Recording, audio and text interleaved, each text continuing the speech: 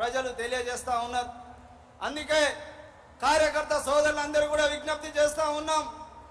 ఇవాళ మనం పోయి ఏ ఇంటికి పోయి ఓటు అడిగినా వేయడానికి సిద్ధంగా ఉన్నారు.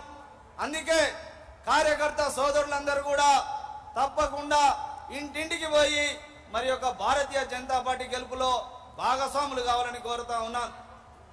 ఈరోజు రాష్ట్రంలో కేసీఆర్ యొక్క కుటుంబ నియంతృత్వం అవినీతి పాలనకు వ్యతిరేకంగా మరి మనం చేసినటువంటి పోరాటాల ఫలితంగా ఇవాళ ప్రజలందరూ కూడా కేసీఆర్ ప్రభుత్వానికి వ్యతిరేకంగా ఓటు వేశారు. కానీ మరి అధికారంలోకి రావాల్సిన మనం అసెంబ్లీ ఎన్నికల ముందు కాంగ్రెస్ పార్టీ ఇచ్చినటువంటి అలవిగాని హామీలు ఏవైతే 420 హామీలు ఉన్నాయో వాటిని ప్రజలు మోసపోయి ఇవాళ కాంగ్రెస్ పార్టీని గెలిపిస్తే మరి ఇవాళ రేవంత్ రెడ్డి గారు చెప్పారు 100 రోజుల్లో హామీలన్నీ కూడా అమలు చేస్తా అన్నారు. కానీ ఇవాళ ఇప్పటికి కూడా ఇవాళ మహిళలకు 2,800 కానీ రైతులకు 2 లక్షలు కానీ కనీసం ప్రధానమైనటువంటి 6 హామీలను కూడా నెరవేర్చనేటువంటి కాంగ్రెస్ నాయకులు పార్లమెంట్ ఎన్నికల్లో ఎట్లా ఓట్లు అడుగుతారో మనం ఒక్కసారి ఆలోచించాలి. ప్రజలందరినీ కూడా చైతన్యపరచాలి. ఈరోజు ఈ రాష్ట్రంలో కాంగ్రెస్ పార్టీ రేవంత్ రెడ్డి గారు ఒక గోబెల్ ప్రచారం చేస్తా ఉన్నారు. భారతీయ జనతా పార్టీ వస్తే రిజర్వేషన్లు ఉండవని నేను అడుగు చెబుతా ఉన్నాను. రేవంత్ రెడ్డి నీ మాటలు నమ్మరు. నీవు ఇలా కాంగ్రెస్ పార్టీ 60 సంవత్సరాల అధికారంలో ఉంది. స్వతంత్రం వచ్చి 75 సంవత్సరాలు అవుతున్నా మరి ఈబీసీ సోదరులకు అగ్రవర్ణ పేదలకు రిజర్వేషన్ లేకపోతే భారతీయ జనతా పార్టీ 10% రిజర్వేషన్ కల్పించిన విషయాన్ని మీరు మూర్ఖులు ఆలోచించాలని చెప్పి కోరుతా ఉన్నాను.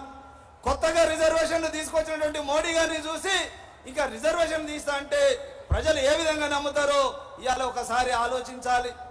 అదే విధంగా ఇవాళ కాంగ్రెస్ నాయకులు రేవంత్ రెడ్డి గారు చెప్తా ఉన్నారు మోడీ గారు ఏమి ఇయ్యలే గాడిద గుడ్డ అని నెత్తుల గాడిద గుడ్డు పెట్టుకుంటున్నారు.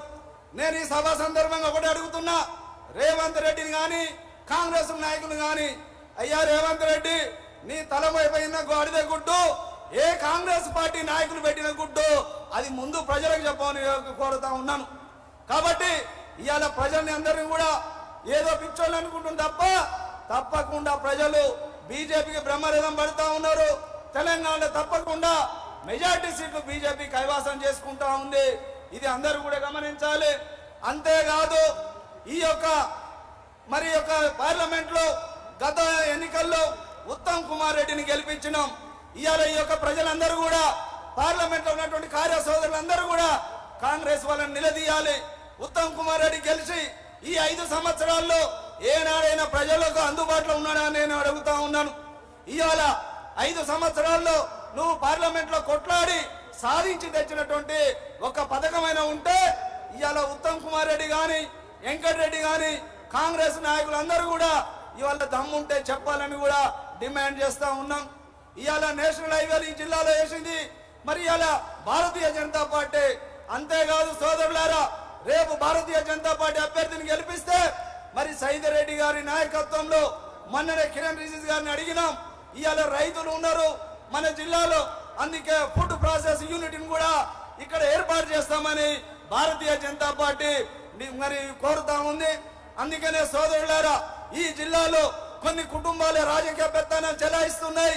ఈ రోజు కోమటిరెడ్డి బ్రదర్స్ మరి అదేవిధంగా మరి జానారెడ్డి గారు కుమారులు ఉత్తమ్ కోని భార్య భర్తలు.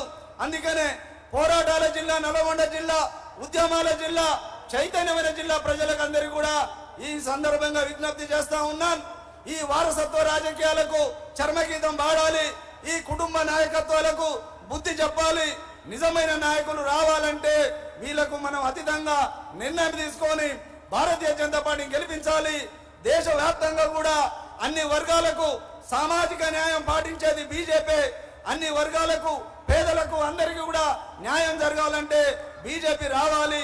అందుకే వారసత్వ రాజకీయాలకు, కుటుంబ యొక్క నాయకత్వాలకు వ్యతిరేకంగా పోరాడుతున్న బీజేపీని ఆశీర్వదించాలని కోరుతూ ఈ వచ్చే ఎన్నికల్లో మరి పార్లమెంట్ అభ్యర్థి సైదిరెడ్డి గారిని గెలిపించి నల్లగొండ కమ్యూనిస్టు జిల్లాగా ఒకప్పుడు ఉండే ఇప్పుడు కాషాయం జెండా ఎగిరేసే విధంగా కార్యకర్త సోదరులందరూ కూడా కృషి చేయాలని విజ్ఞప్తి చేస్తూ ఈ అవకాశం ఇచ్చిన అందరికీ కూడా పేరు పేరున చేసుకుంటున్నాను.